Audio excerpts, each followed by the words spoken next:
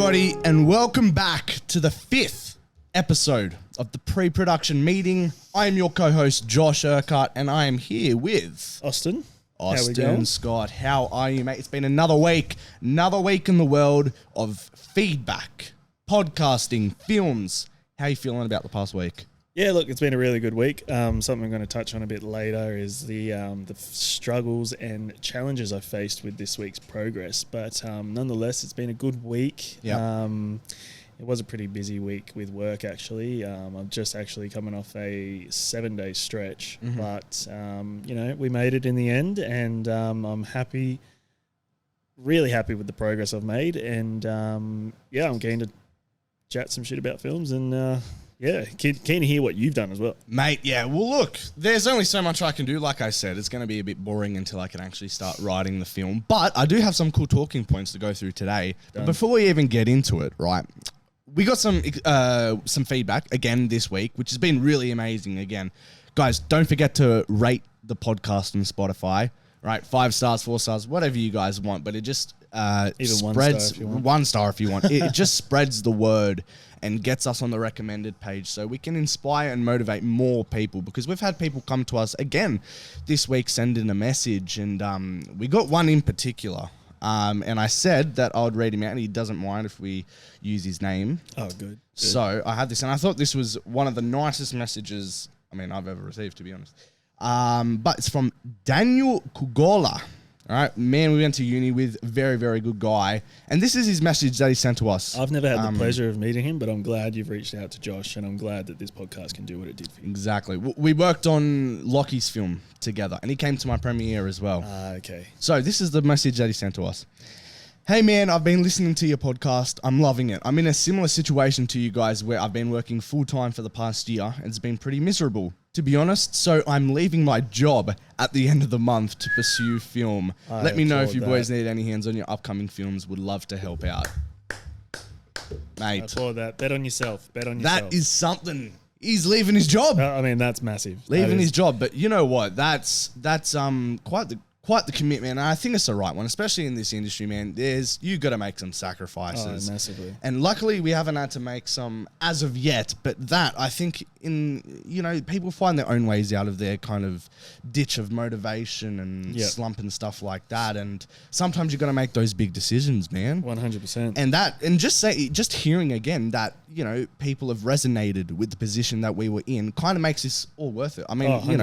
You wake up with another pep in your step each time the podcast day comes around. Yeah, game absolutely. day, baby. But thanks, Dan, for sending that in, bro. Like, we really appreciate the feedback, and we're glad to know that we've connected with people on those levels as well. Oh, 100%. Because like I said, coming out of film school, it's a niche kind of situation, unless you've gone to it and experienced what we've experienced and stuff. People go through motivation slumps all the time, but I feel like the motivation slump when you come out of film school is totally different to the normal motivation slump that you'll go through, right? Massively, yep. It's a whole different, industry situation. You got the pressures of a different industry overall compared to other industries. Everything's different, but I think that's what this podcast is so good with. Absolutely. Helping people like that have been through that with us, and also kind of giving an insight to other people that are not in the industry. 100%. I couldn't agree more. Hearing that message, and like when I saw that message initially, it was good that the intent of the podcast is actually being recognized, and it's reaching the right people, and that's the main thing. And even I want to shout out Federico as well, who he might be coming on, might not be. We'll give a little tease. Trying to sort it out. He's a busy man. We have to check with his manager and his... Exactly right. But hearing him talk on Monday when him and I caught up, he's had a fire reignited with the creative side that he's put aside since film school, like you and I both have. And, it's so easy for... Like we said in the first episode, when life gets in the way, you just fall into a routine, and then you just, before you know it, you're like, oh, man, what am I doing, kind of thing. And then, it takes a bit of going through that mundane cycle to realize it. And once you do, and you realize you want change, and the most important thing I can say is just bet on yourself and just take the leap. Like, man, it's like, that's massive. Exactly. That is massive. I've actually even been thinking that, like, when it comes time to take those massive steps, like, I don't know whether that means go overseas and film something or other. It's like, I think time to time about the sacrifices you have to make. Like, I'm in a pretty stable job at the moment, right? And it's like, I'm happy where I am and I love it. I love the people that I work with and everything. But there's going to come a time where I feel like there's going to have to be massive decisions made if you want to progress in this industry, which is sad to think about, but it's what needs to be done. Absolutely. So I'm trying to hold on as much as I can at the moment with the job that I'm at, which actually leads me just to segue into a quick kind of topic before we get into things. Go for it. Is like balancing like what Dan was doing and what we're doing now, just work and commitments, like work in general and film, taking that first leap, that kind of sacrifice and stuff. How have you found it out of films or kind of dealing with juggling work and then passion? Yeah, it's a good question actually. I know you touched on it in the first one where you were talking to your manager and stuff like that. Yeah, it was kind of how do I put it really? It's like you said, you're in a comfortable position with work and it's a stable job and everything. I'm in a similar situation, but with that comes like I'm sure you get days off during the week like we both do now and all that kind of stuff, but like it's trying to fill those hours of the day with productivity.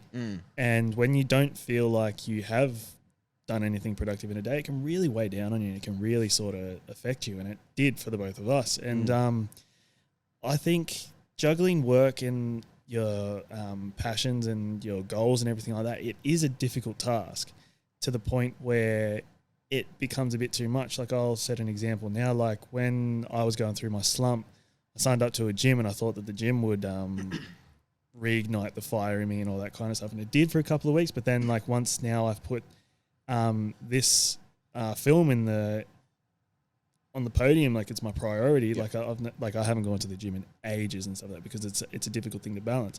Work I balance because I have to, and work gives me that stable income and gives me that job security to, you know, fund hopefully these films down the track and all that kind of stuff. And then there's going to have to be a point where I'm like, look, this is my dream. This has always been my passion. This is, like you said, it's something that you're going to, like, it's a sad thing, but it's something that you got to do later on down the track. And then with that comes, like, I'm a pretty big sports guy as well. And then, like, I've had to miss multiple. Do you play Oztag?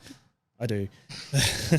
I've had to miss multiple nights of Oztag because I'm working and all that kind of stuff. And then I actually missed the State Cup this year because of my work commitment and all that, because I wanted to actually prioritize film stuff this year, and then I did that, but then once State Cup kind of passed and I had nothing to show for it, I was kind of like, all right, something needs to change here. And then it's a difficult thing, but once you get on top of it and you get your priorities straight, it's a rewarding thing. It's all about prioritizing, really. 100%. Do you think it's important to have a backup plan, especially when you're starting to get into this industry, or do you go 100% all in and take that risk?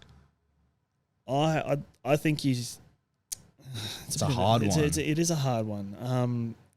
Because some would say you're not going to get it unless you're 100% dedicated to your craft with no other.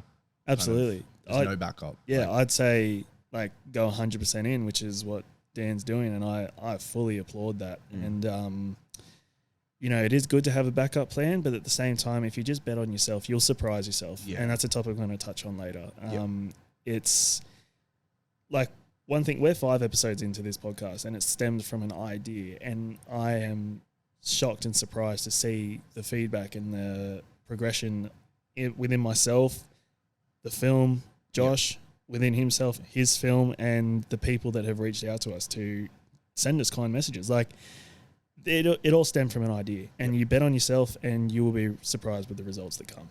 I think that's my massive thing. Yeah, I 100% agree with that. With my situation, right, I'm lucky because the deal going into my job, I'm lucky my work has been so supportive and I've had the right people supporting me, the right boss as well supporting me, where the deal going into it is I stay freelance, but I'm at a big company, so freelance is, especially in the world I'm in, There's only a couple freelancers, especially in each department. So I'm lucky that I've stayed like this for 3 years, where the whole deal was work 3-4 days a week, whilst on those days that I have off, work on my own stuff. Yeah. Like I said, that's why you feel guilty, because you're supposed to be. The deal with me going into the work that I'm doing now is on those days off to do stuff. So when I wasn't, that's kind of when I fell into that slump, because it's like, that's the whole reason. Exactly I literally right. spent years not really doing anything on those days off except just relaxing, and which, don't get me wrong, there's time to relax and stuff like that. 100%, yeah. But now I feel like I'm making the most of my days. But I think it's all about a healthy balance, especially, this is how I look at it, going into the industry, film in particular, right? I think it's good to have a stable income, right, whilst you're trying to make your way up the ranks. But I feel like there comes a time, there is a point where in every filmmaker's journey where you're going to have to make that decision to go 100% in or not. Exactly right. It's the same with anything. Same with anything. And some people reach that point earlier than others. Yeah. There's no right or wrong way to do it, essentially. It's just, like I said, you'll surprise yourself. Yeah. It comes with patience. Yeah, exactly. Good things happen to those who wait. There you go, my friend, Master Urquhart right there. All right, cool. So that kind of was just like the introduction. Now we'll go into rap. What's it called? That's a That's a wrap, baby. The next segment of the podcast where we basically talk about something we've watched during the week real quickly to get the juices flowing before we go into our progress. I'll start us off because I know you have some stuff to talk about. So I watched Bullet Train last night, and we'll go into it next week. Because I got bookets ticked for 7 o'clock tonight. Yep. Couldn't go last night. Did you just say you got bookets ticked? Did I? Yeah. Oh, have fun with that one, people. I don't think I did, but I've got tickets booked. Now that I say it, I think I heard it differently. Shit. You got tickets booked for tonight. No, fuck it. I got bookets ticked. And the thing was, I was meant to go watch it tonight, but my team, the Roosters, were playing last night, so I couldn't. You couldn't sub them, so you got to support your team. There you So go. Well, mate, Bullet Train tonight, baby.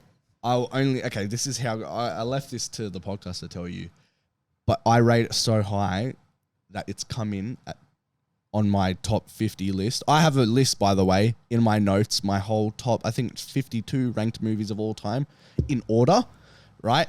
And this is slotted in at number 10. Ooh, that, if anyone knows Josh, that is fucking huge. I was expecting 52. Mate. Jesus. This movie, I haven't had this much fun in ages in a cinema. And I watched this, I watched this late.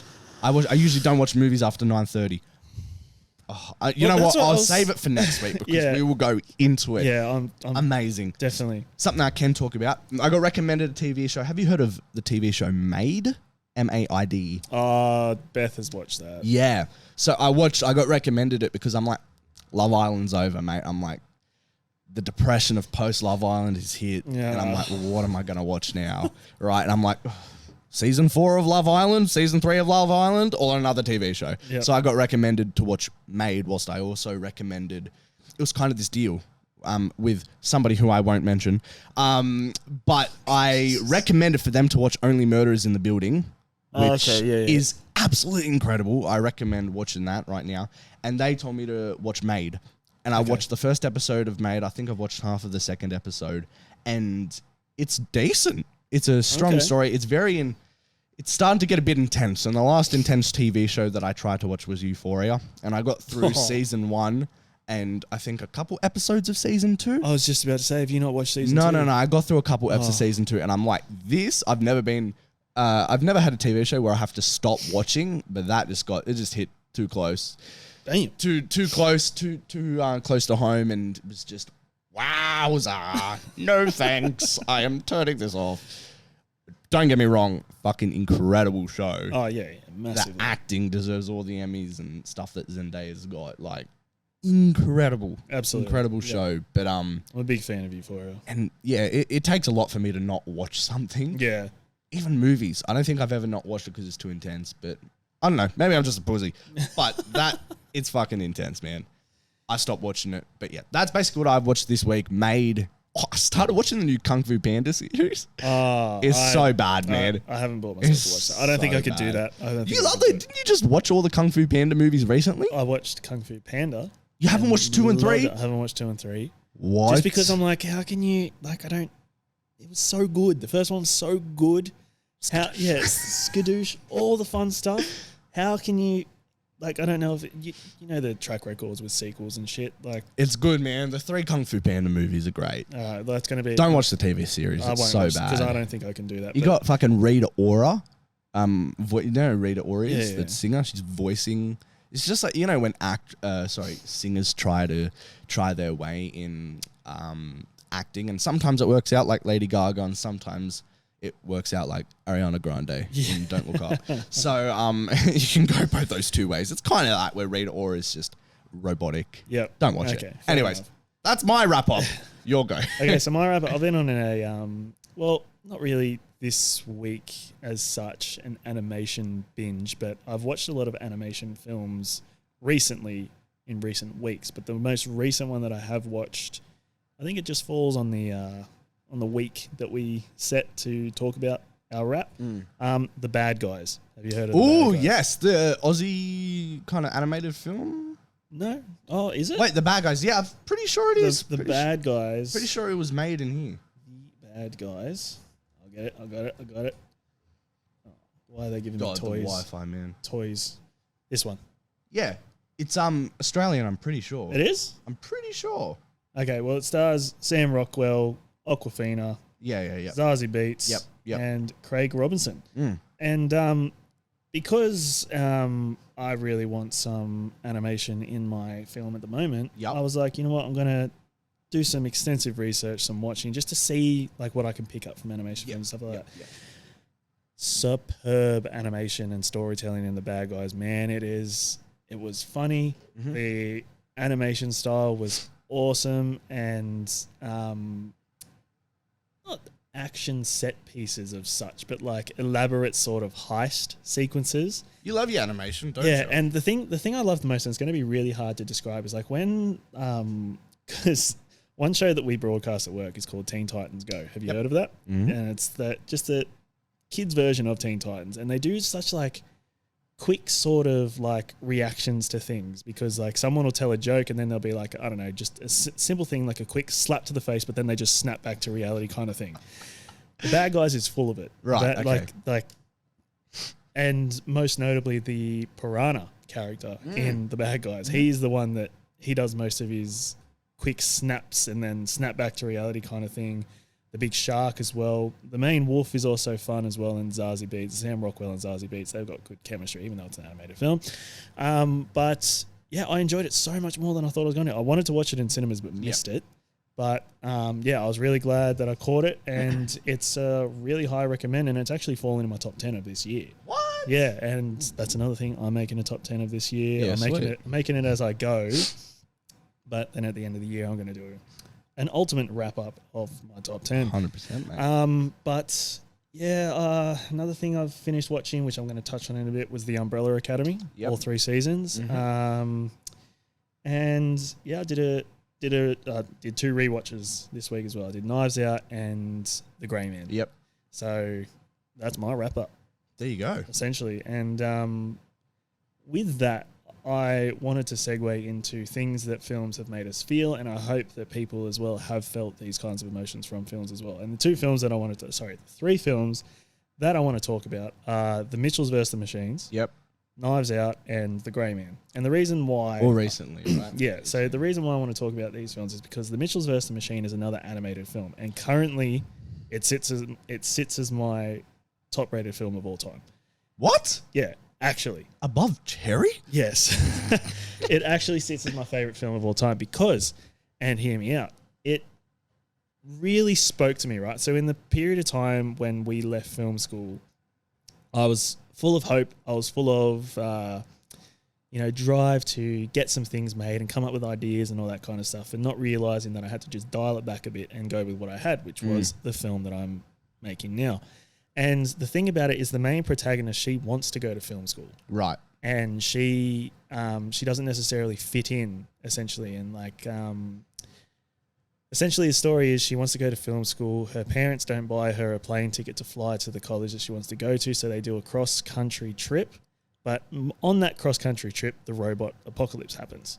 And that's their major obstacle throughout the thing. But then through that, it's a beautiful sort of thematic message of like your family comes first. That reminds me of something. Have you seen Little Miss Sunshine? Yes. Where they're basically making a road trip so they can get to the pageant. Is it the same kind of like? Yeah, kind of. Okay, so, cool. And then throughout the thing, like she's like, "Oh my God, Dad, don't embarrass me," all that kind of stuff. She's got a brother that's obsessed with dinosaurs, and there's a really funny scene where he's just going through yellow pages, ringing people and going, "Hi, do you want to talk about dinosaurs with me?" They hang up on him. He just crosses them off. Next number.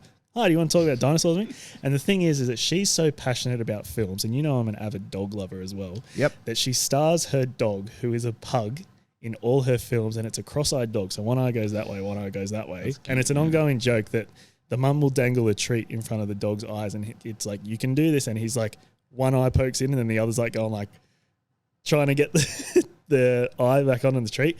It pays dividends later in the film. So what does this make you feel? At the end of the film is the credit that, so you know how you get your written and directed by and all that kind of stuff? It just says a movie made by a bunch of weirdos. That's the credit at the end. I started crying because it just spoke to me that a lot of people can collaborate on a project together, and to put out this, and it's just, like I said, with the bad guys as well. It's an animation. It's a really, really great style of animation. Yep. Not elaborate action set pieces by any means, but the production value on this animation is beyond anything I've seen. And a lot of people collaborating on that to make something that they then classify themselves as a bunch of weirdos. It just spoke to me. I was like, I love that this industry can provide that. I love that a lot of people can come together and really just have fun. Yeah. Because it's not work. It's not.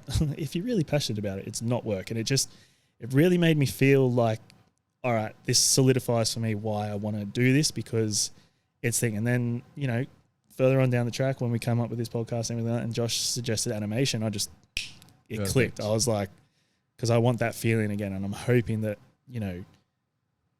I can do that in a sense. I can make people feel that and all that kind of stuff. And another thing was with Knives Out. Knives Out was a rewatch. So with that, I'm not going to spoil it, but there was a scene where a character makes a revelation and... Just spoil it. I'm sure if you haven't seen it by now, then you're doing something wrong.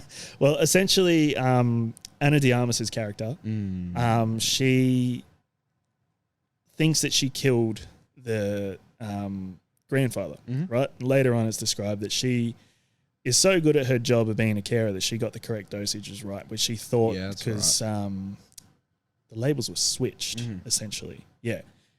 Chris Evans' character switched the labels and all that kind of stuff. And then, so she just knew, because she's been doing it so long, that she did it right. And then because they saw the labels switch and everything, she started freaking out, thought that she fucked up and everything like that. And then she got really scared. And then she just assumed that she fucked up and killed this dude. But then it's later on revealed that because she's so good at her job, she just knew the difference between the two dosages and she got it right and all that kind of stuff because she's really good at the job, which made me think that, especially within my job, when I prep stuff and all that kind of stuff, I always go home and think to myself, fuck, I fucked up here, I fucked up there and all that kind of stuff. And then 10 out of 10 times it's fine. Like, it's always sweet.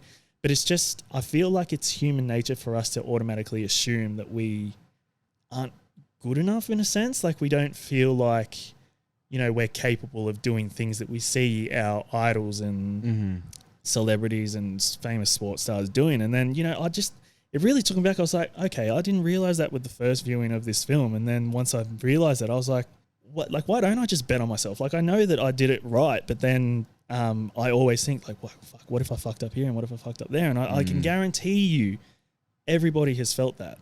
And it's just something that I wanted to say, like, bet on yourself. Just back yourself. Back with what we were talking about with Dan, like, just on himself. Bet on yourself, back yourself. You know what you did is right. And the doubt just creeps in your mind. It just takes over. It's it's a lot easier said than done. I understand that fully. But, it's something that I've really taken on recently. And I'm just like, why can't that be the first human instinct of like, no, I did that. Like, I was all right with that. Like, I didn't fuck it up here. I didn't fuck it up there. And then to my final point with The Grey Man, I did a rewatch of that as well. In cinemas? No. Oh, right. Yes, on Netflix. Although I would want to probably go watch it the third time in cinemas. But the film made me feel just, like I said last week when we spoke about it, like I was just in such a good mood after, just because of my love for elaborate action set pieces, the characters bouncing off one another with their one-liners and all that kind of stuff. It just made me feel like this is why I want to make these kind of films. I want to be a filmmaker for these reasons, that I can just escape into this. And it actually made me go and buy the book. I'm going to start at The Grey Man, and I'm going to read all 11 of his books, because the latest one just released this year. And just so I can immerse myself in this world and really learn about the characters and the world that is The Grey Man. I think that's perfect, especially for the kind of movies that you want to make. Getting an idea on the source material and, you know, what they base their movies off, I think is a great idea for when you go to writing your scripts. And, Absolutely. you know, especially with action books, because another thing we didn't learn in film school is how to write action and fighting and stuff like that. So the only source material you have is the books. Exactly right. So I think it's perfect for That's you. a massive thing as well that I realized yesterday when I bought the book, is like, I'm going to see how it's written. Like, because one thing that you can, with screenwriting and everything, like, you know how to write action, like when I say action, like the characters' movements in the script and all that kind of stuff, and dialogue, and that's basically what makes up a screenplay. But like, I never really saw action fight scenes and all that kind of stuff written on paper, so it'll be interesting to see how it's written in book form, and then you can kind of take from that and go and run with that. And yeah, that's basically like, that's perfect. I love that, man. Just things that like. And just to wrap it all up in a nice little bow and put a wrap on this rant, is just the power of storytelling and cinema and things that make you feel. And I think you touched on it in the first episode, the Guardians of the Galaxy make you like feel something and stuff like just the fact that you can sit there watching a film and then it just makes you feel stuff is one of the most powerful things ever, and just something I'm in love with, like something that I want to do down the track and do in filmmaking and everything like that. So I think, it's beautiful, man. It's beautiful. There you go. All right. So Austin, that was a nice little thing, nice little segment that you gave us there. You've been quite in the feels lately by the sounds of it with movies. Yeah, absolutely. You want to feel connected, especially when you're in the process of making one yourself. So. Well, Emmanuel put it in a good way, and shout out to Emmanuel, but Emmanuel put it in a good way. Like when you're watching something, it's almost like a window. It's not a screen, it's a window into another world. Yep. And you're just, you want to be engulfed and engaged with the characters and what you're seeing, and just, I've been watching some good stuff lately, and it's really, really, that's amazing. Really got me in the feels, but it's good. What I'll do is, I reckon I will do the same thing that you did, but I'll do it next week because we have some shit to get through. But what I just want to touch on, I find it funny how, not funny, but like, it's why I like, sometimes it depends what movie it is, like seeing it by myself or seeing it with friends or whatever like that. It's funny how, because you were saying on the second rewatch or whether you found different meanings to Knives Out, which I would never have guessed. I feel like it's so funny going to the movies, like having learned what we've learned or whatever, and just seeing how different we take the meanings of certain things compared to like our friends or whatever that we go with. Absolutely, yeah. And especially like, you know what? It's funny because I now go to the movies with my friends. And last night, shout out Ryan Bolgoff, I saw Bullet Train with him, and it makes me smile because at the end he was like, "Wow, that is great writing," and he would never have said that before in his life if he like wasn't with me. And then another one with my other mate Ryan, like I go to the cinemas with him, and he's like, "Wow, that's a great." What's it called? Dolly shot or whatever. Yeah, right. And I'm like, mate, I love it. It's like, it's good. You kind of give them like a kind of lesson, but at the same time, I love sharing the knowledge of how we look at things differently. You know, we view it from a different lens to they do. I think it's just intriguing. And I think as well, and like you said with your mates, how they go like, wow, that's a good dolly shot and all that kind of stuff. Beth has picked up on continuity. Like she'll pick up on the minute details of continuity. And I'm like, I'm glad you do, because like I do as well. Like it's good. It's good. Perfect. I love it. It's good. I love that. All right. So this next part of this podcast will be the progress. Yes. Now I think I'll go with mine as well first, because I know you have a lot to go through.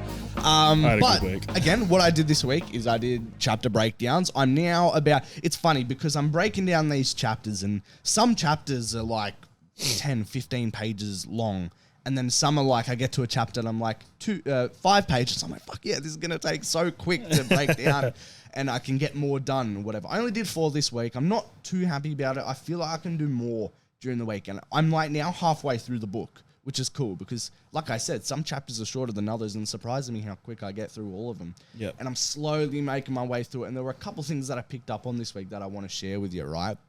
So again, like I was talking about last week, it's like a whole history lesson. Like, I've never been a history buff, but like, it's so interesting, the time period, learning about the time period and stuff like that. Yeah. And I doubt you knew, or maybe you did because you're that old, you would know what was happening in the 1890s in Egypt and London. But I wanted to give a quick history lesson. I'm 25 years old. Just want to put that out there. 25 plus 50. So what was actually happening back then? And because I'll tell you my process of how I figure this out, right? So it's like in the chapters, they don't specify what's happening in that time period. They just, because it was written then, they just expect that everybody knows because it's happening in their time period. But it's like they're saying like at certain balls when they're in Cairo and Egypt and stuff like that, like, you know, they held massive Bridgerton bowls in all countries back then, especially in Egypt. And they're like, yeah, they're in Egypt, they're holding bowls there. And my mind didn't even go there. Sorry, mate. They're in Egypt, they're holding balls there. And there's like soldiers at each door and stuff like that, like English soldiers. I'm like, wow, okay, there's some story here because they've just chucked that in, and for us to figure out, especially when I'm trying to adapt it, I'm like, I've got to learn the background of this story. 100%, so basically, just not to bore people. So in the 1890s, there was a certain war going on. I forgot what it was called. Let me quickly search it up. It was called the Anglo-Egyptian War. And what happened? It basically started because there was some leader in Egypt or something, and he borrowed money from England and France, or I don't know, I may be getting this entirely wrong, and I'm sorry if you're offended because you had family members living in the 1890s. Doubt it, but if you did, then apparently there was some guy and he owed massive debt to England and France, and, you know, some shit going on with politics, and eventually, to make sure that they paid back the debt, the England and French invaded Egypt and stayed there until their debt was paid back. Hence why there are soldiers everywhere, because they overtook the country, whatever. Damn. And it actually turned, there was a point where it was a part of the, not the fucking Commonwealth, what's it called? They were a part of something. Oh God, this is going to fucking annoy me now. They became part of the, whatever the England was. See, this is how much I know about history. Egypt became part of whatever England was a part of back then. I'm not even going to fucking bother trying to remember. But I just thought that was fucking interesting. Another thing is what I've realized is in the book, they're talking about this place, right? I'm not going to say because, you know, then people can search it up and try and find it. But they mention this country and this place that certain characters are from, and they keep mentioning it over and over again. I tried to do some research, and the authors just made it blatantly up. And I'm like, how am I going to go about this in the book in the script if this place is just made up? Like, they're talking about Cairo, they're talking about London, they're talking about all these real places, then all of a sudden they whack out this random fucking country that doesn't exist. And I'm like, how am I going to... This is what I wanted your advice with, right? When it comes to writing it, do I stick with this made up country, or do I make it more relatable and make that country that is made up and just make it some other country that we know of? Well, you could sort of touch on the made up one, but sort of relate it to a real town kind of. Yeah, that's what I was saying. Do I just change it, or just like base it on another kind of... Maybe, base it on another place, but really embrace the made up thing. The aircon just turned off now. Bastards. Guys, we are so sorry if you heard that. Sorry, Dylan, you're going to have to edit all that out, but the aircon just turned off and now it sounds fine. There you go. Awesome. But yeah, sorry. But yeah, I reckon you should touch on like what the author intended with the made up place, but sort of... we don't visit it. It's just a certain bunch of people are from this country that doesn't exist. Oh, done. Well, then you can run with that. Like, it's yours to do whatever you want with, really. So, all right, cool. Yeah. So you reckon base it on... Base it on another thing and run with it that way. What is that noise? Oh, it's you. Right. Okay, cool. Yeah, right. Cool. That's awesome. I will 100% take that into consideration. There's also a bunch of politics and which I hate politics, man. I don't pay attention to any of the politics happening in the world. Sue me. I don't give a shit. Especially in this book where they're talking about politics and certain things. I'm like, bro, I don't give a cutting that all out. I'm like, I don't want anything to do with politics in my film. I'm so sick of hearing it about it. Sorry, Mum told me I swear too much on the podcast, but sorry, Mum. But no, I'm sick of hearing about these stupid politics because I hear about it at work every day. And I'm sick of hearing this person hates this person's on a holiday when he should be here. I don't give a rat's ass, mate. So no politics in my fucking book whatsoever. Don't talk to me. I hate when people talk to me about politics. I don't give a shit. I don't understand it. I don't understand these different parties and again, sue me. I don't give a shit. I hate politics, especially when the whole thing about Donald Trump and what's his name, the dude that's the American guy, Joe Biden, and people have to, the voting has to come from these parties and to win the. I don't care. Sorry, that kind of just came out of nowhere, but I hate politics. I think we found a trigger. Yeah.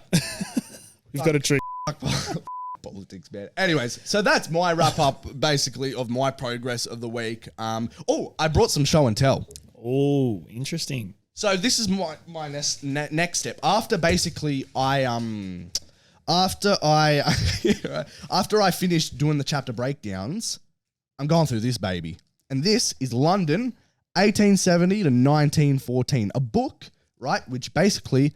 It's in this remarkable portrayal of London over period, Andrew Saint displays his unrivaled knowledge and acute understanding of architectural and social history of the city, which I think will be amazing when I'm crafting the world around me to go through this book. And they have a chapter all in the 1890s and highlight shit that I need, which I've already done basically. So I've actually done way more than these chapter breakdowns. I've made a bunch of mood boards and shit on Pinterest of architecture, costume design, everything like that. That's the stuff I've seen. Yeah, exactly. Yes, yeah. And so on top of that, I'm going to go through this and highlight, and then I have all the information I need to make that world around me. Oh, 100%. Yeah. But that's deep diving. That's awesome. Baby. I love that. But yeah, that's basically what I've done, and I'm halfway through the book. So I'll finish that book, and then, man, I'm so keen to write because, I want to talk about Bullet Train so bad because there was just the writing, man. It's like Grey Man if it was written better, as well as just 50,000 times better. The fact that I loved Grey Man and you're giving Bullet Train and saying if it was Grey Man written better. This is... it's just... I wish I watched it last night. The way that Bullet Train is written and just the quippy back and forths, the chemistry between people. This book has some of that. I was reading it this week and they have that kind of snarky back and forth, quick, like bam, bam, bam, bam, between Brad Pitt and Aaron Taylor-Johnson especially. Just their chemistry and the way they just... That's exactly what I was reading in the book. I'm like, fuck yes, can't wait to write this shit. Wow. Anyways, tell us your progress. Now, I want to start off my progress by, do you have access to the Google Drive? Yes, I do. Go check the stain checklist, please. Ooh, yeah, baby. All right, keep us entertained while I do this. I had a very productive week. I will fully admit that most of my work was done last night because I faced a couple of challenges throughout the week. And by challenges, I just mean motivation within myself. It was... like I said at the start of this episode, I just came off a 7-day stretch of morning shifts at my job and got home. I was a bit tired. I kind of wasted the day away just relaxing and all that kind of stuff where I should have been working on this. But I did little bits and bobs here and there and stuff like that. And a really, really key takeaway was my Monday catch up with Fetty. He kind of, when I told him where I was at and what I was doing, and things I was struggling with, he said, just sort of really look at it, think about it, and just run with it kind of thing. Like he made me add some layers to this screenplay, which I say he made me realize that there was... He put you in a cage, tortured you until you did it. Exactly right. And there was a... Typical Fetty. There was a task that I had to do here, the scene breakdown and scene analysis, right? Oh, you did them? Do you see it? I'm getting onto it now, but I see you've ticked them off. So the scene breakdown and scene analysis was the one that I wanted to get done before this week. And I can hand on heart say that I'm proud that I've done it. It is completed. Well, it's going to need some touch-ups here and there and all that kind of stuff. But there was a template that I was following. And I don't know how to delete the rest of the template. It wasn't, bro. I tried to delete it. It deleted the whole thing. So lucky Command Z was a thing that brought everything back. But... the thing with the scene breakdown is that there was things that I wanted to achieve in there and all that kind of stuff. And I didn't realize that my character, like my main protagonist. He did both. Yeah. He didn't have like an emotional background, essentially. Like I said with my segment just before, I've really been in the feels lately with some films and TV shows that I've been watching. And I really wanted this character to be a representation of things I've gone through in life and all that kind of stuff. And they will be touched on in this film. So I really, and when Fetty helped me realize that like, the character is you, Austin, like sort of dive into it a bit deeper. And so I kind of just went, all right, like what's some things that I've gone through and all that kind of stuff. And last night, that was the missing piece. I felt like something had been missing with this screenplay because I couldn't do the scene analysis and breakdown. I was like, there's something blocking me. I don't know what it is. And there was something missing. And then once I realized that, I just ran with it and I got so much done. Looks like it. And so the treatment as well. Yeah, I literally, I redid some things last night as well. Like just touched on things and I touched some things up, and it really I honestly felt so accomplished in my week of work that I'm now I've got less things to do. It's almost time for me to start doing your stuff. Once the Bible's done, do everything before the Bible. Once you finish the Bible, then it's my time to shine. Yeah, exactly right. So, and I'm not just doing it because I want to just palm off this work to Josh. No, but the thing is once I finish this part, I can do all this for my next screenplay. Yeah.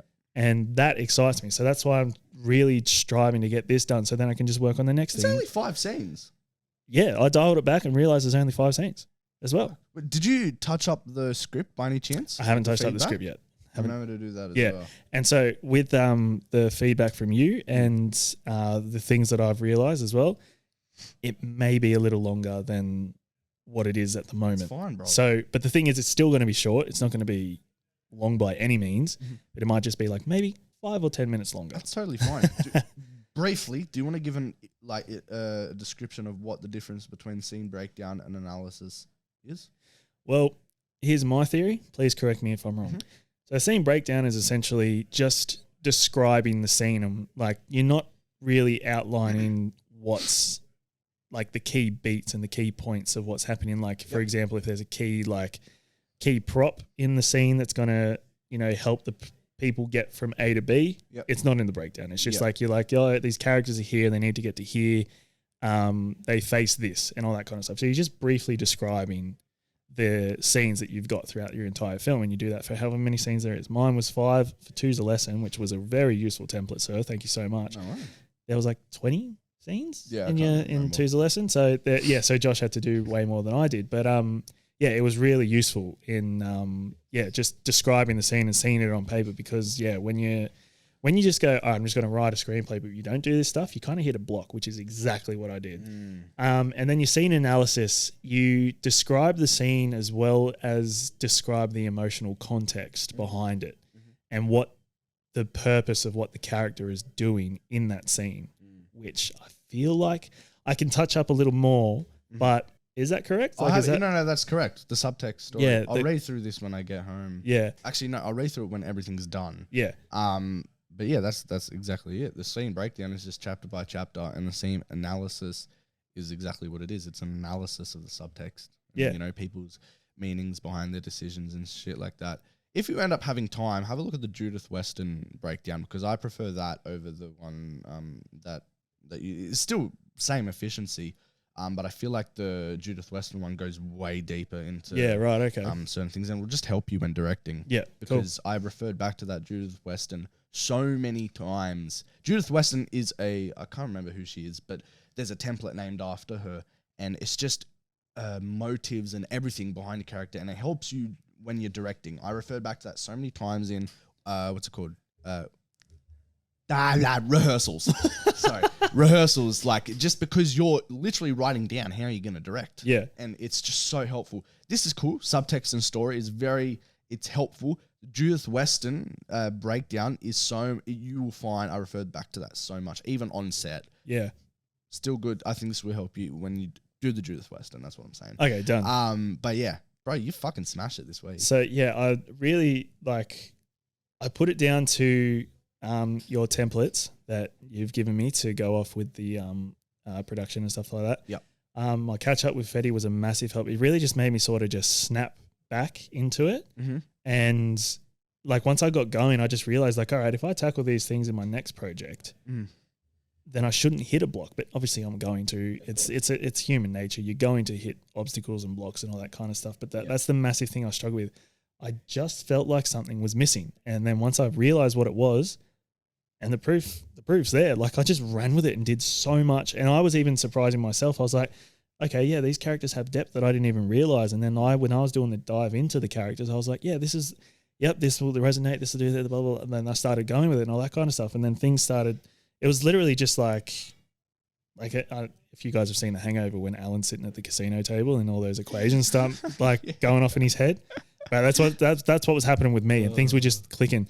I think I stayed up till like 1:30 last night doing all this, just because I didn't even realize that time was flying by. Pretty late. That's right. I didn't even realize time was flying by. I was just doing the work, and then I got it hooked, and then I was like, I should go to bed because we have a podcast in the morning. I couldn't go to bed because I drank an energy drink to stay up and watch the Bullet Train. Oh, Jesus so Christ. I was just like this at 2:00 in the morning going, I have to get up for the podcast in like 6 hours. And one thing that I will tease now is that Fetty actually set me a challenge to just shoot a scene, right? With my little Captain America vinyls. Do it. So I might have a little scene that is going to be like a previs for next week. Oh, man, I hope we get Fetty on next week. Yeah, so I'm going to say that now, and everyone here can hold me accountable to that, yourself included. And yeah, I've got some time to do that as well. And yeah, hopefully just give you guys a little idea of what things are going to look like and all that kind of stuff. Amazing. So, bro, it sounds amazing. I reckon you can get all of this done in the next couple of weeks, I reckon. Yeah. In terms of that, that's it for the progress. Let's talk real quickly. What are we on? 49. Yeah. Let's talk for 12 minutes or 10 minutes. And we wanted to go to the last topic, the last segment, which we're yet to name. So what should we call this segment? Untitled. Nah, fuck, man. I don't even know. Let's just go with what is written down. It's controversial movie opinions. Oh, yeah, okay. Look, this last topic will change each week. Sorry, this last segment's title will change each week.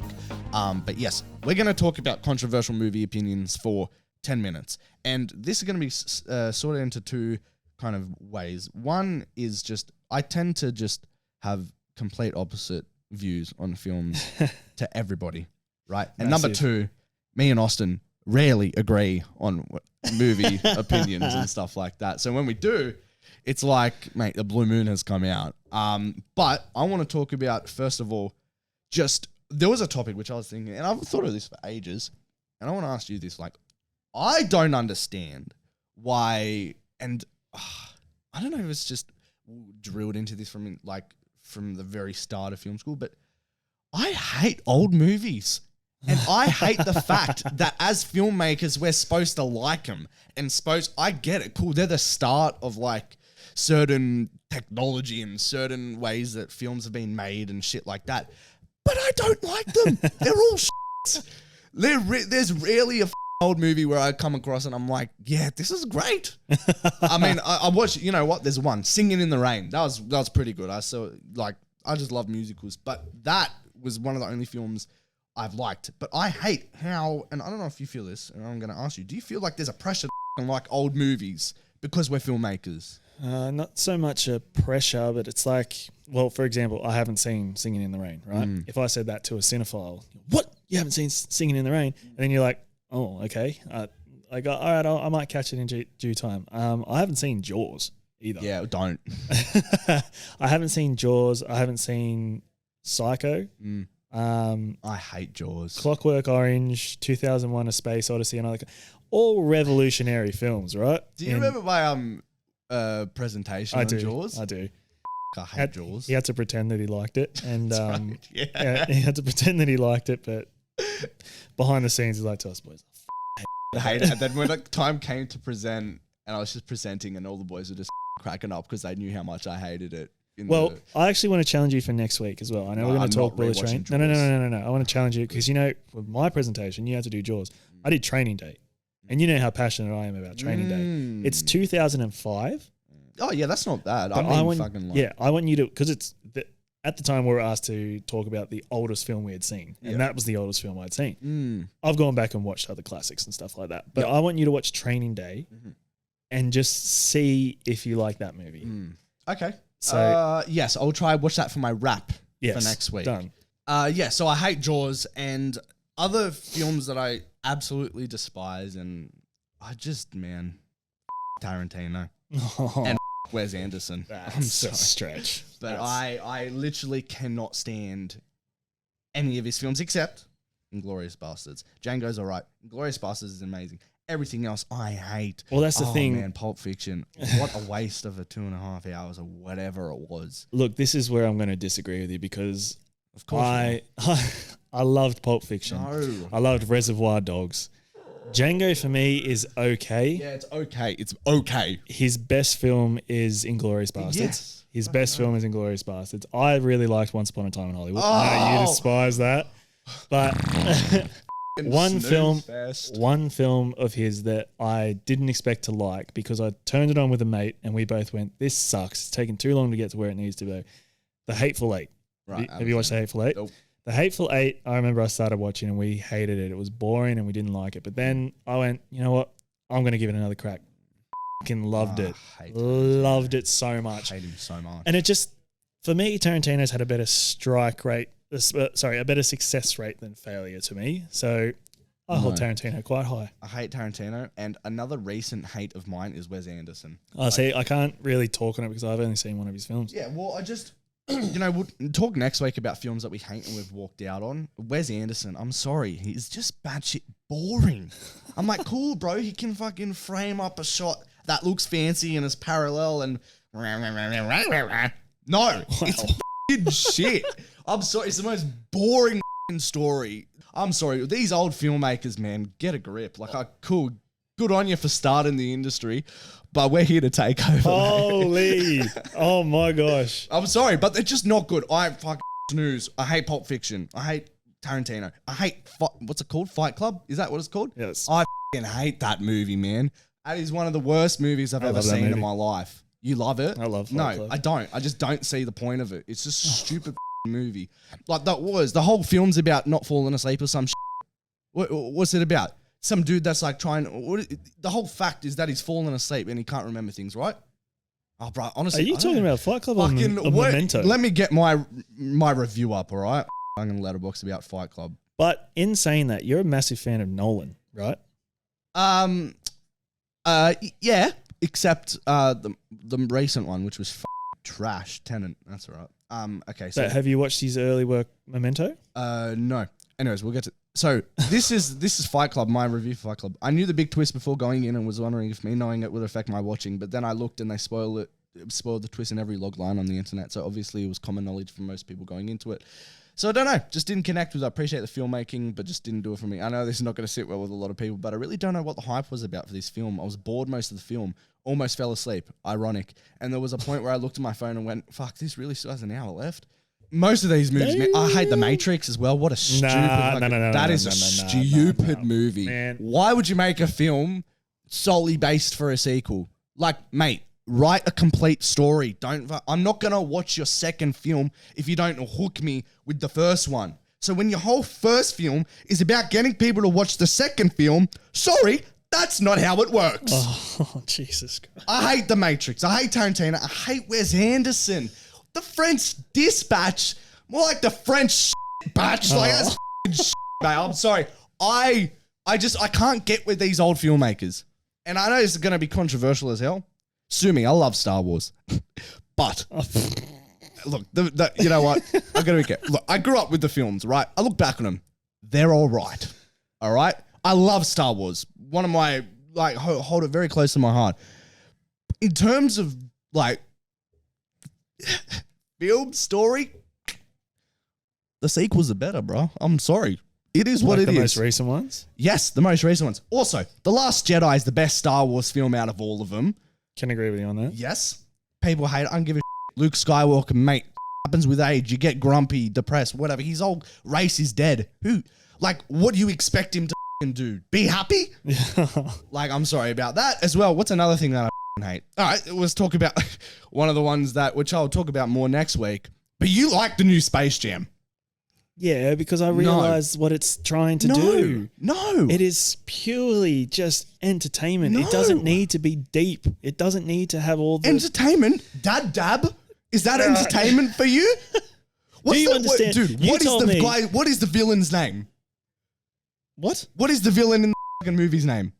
What? It's some stupid name. I'm pretty sure it's all G Rhythm or something. Mate, Space Jam villain. Wait till you hear this. The algorithm. Isn't the algorithm or some shit? Yeah, it's like a play on the word algorithm. It's like Algae Rhythm. Algae Rhythm, yes, that's it. Get the fuck out of here. I'm sorry. That movie was the worst movie I've ever seen. And we'll get into that next week. But I do not know how you like it. The thing is, I'm a massive basketball fan, as I said earlier. Basketball? Shut up for a second. No. The thing is, I'm a massive basketball fan, so I hold Space Jam, the one with Michael Jordan, on a podium. Yeah, cool. And then this So is do the I. legacy. This is the legacy of that. Legacy? A new legacy. That's what it's called, man. Legacy. They destroyed the fucking legacy. The thing is, but they didn't have to. They didn't destroy the legacy Yes, at all. they did. They had to make it modern. Modern. Yes, modern. Dab. I'm sorry. Like what? I loved the new Space Jam just because I switched my brain off and didn't think I needed to look in it. If anything LeBron deep. James ever steps on fucking set again, I'm shooting myself. I'm sorry. Get him out. Stay on the freaking basketball court. Stay in your lane, bro. There are levels to this. Alrighty, I'm going to cut us off here. No. There are levels to this. Another thing. Marvel's Phase 4 sucks ass. I'm sorry. Except Moon Knight. Everything else, trash. Especially Doctor Strange. Mark, don't get me started on that. Alright, that's where I have to disagree entirely. Nah. Because the good things that have come out of this Phase 4, Loki, Spider-Man, Shang-Chi. Spider-Man was good. Very good. Rest. Shit story, but great movie. But look at it this way. They're building a bigger fan base, right? By targeting minorities. So then when the bigger when I things say come shit, out, I mean just not good. yeah, okay. But like when the bigger things come out, these new fan bases, shut up and take my money kind of thing. Man, Sam Raimi, another one that I can't stand.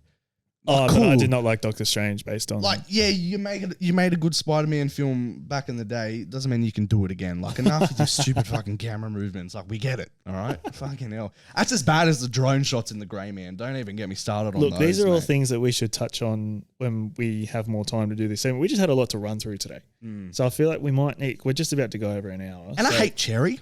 Nah, Russo man. brothers suck after after Avengers. I'm sorry. What's something else we don't agree on? Most things, but like, Well, the Russo brothers for one. Yeah, I feel like everything has been. Do you know what? One of the films that they produced, because I did a bunch of research on their production company AGBO, and one of their first projects is a film that I don't think anyone's heard of, Assassination Nation. They didn't direct it; they produced it. Sam Levinson directed it. Good director. Right, Assassination Nation is I've the heard of it. grouse. And so that's another one that I want you to watch. I'm going to do a rewatch. But the Russo brothers have really, like, what I was looking at what they've done and what they've got coming, man, I'm excited. I hold them pretty high as well. They are fucking, they don't miss. I'm excited for is Extraction 2 with the Russo brothers. Everything else, they can fucking go back to Community or whatever they were doing. Because Community was great as well. Look, I don't doubt that. I saw some stuff. It looks great. Better than Grey Man. Before I leave, Blade Runner. No.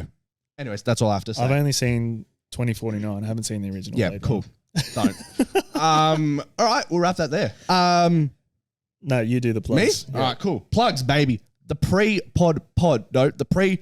Fuck, man. The pre-prod pod. There you go. You can catch us on Instagram, Yep. TikTok, Yep. and YouTube. We're also YouTube. on Apple Podcasts and Yeah, baby. Spotify. You know it. Please do leave us a review. Yes. Doesn't matter if it's 0 star, half a star, 1 star, all the way to 5. Let us know if you agree with my controversial opinions. You probably won't, but I would love to be on the same page as certain people because certain people I can't get on the same page with. So I love that. A couple shout outs, right? Want to shout out Matt Regan, right? He let us borrow his camera for a couple of weeks. If you Thank you. realize we only have a 2-camera setup until we figure out how to get another one. He also came up with the name, the pre-production meeting. Oh, really? Yep. And he also came Thanks, up with bro. your idea to what's it called? Make the segments, and what we're going to try this week is probably have their own little like music sting at the start of each. to Yeah, kind of that's separate probably them. a good thing. Yeah. So shout out Matt Regan. That's basically all I have to shout out this week. Well, I just want to shout out the people that have Yes. followed the pod. The fellas from work who have given me feedback at work as well. Shout out the fellas from work. And just everybody that's watching and listening in general. Like, the reason why we're doing this is to reach people and show that we're just two average Joes going about our days, and we want to make some films. And Exactly. we come on here and rant. And I don't know what you're talking about. I was very calm this whole podcast. we come on here and rant, but also we want to show you the progression in our films, and take you along the journey with us and hopefully inspire a couple of people as well. There you So, yeah, shout out to everybody that's involved with this entire journey. You mean the world to us. Thank Yes. you so much. And we'll see you guys next week. Hopefully we have a guest. No promises. We do have some things lined up, but we'll get to that on a later date. Sweet. Alrighty. We're out of here. Catches.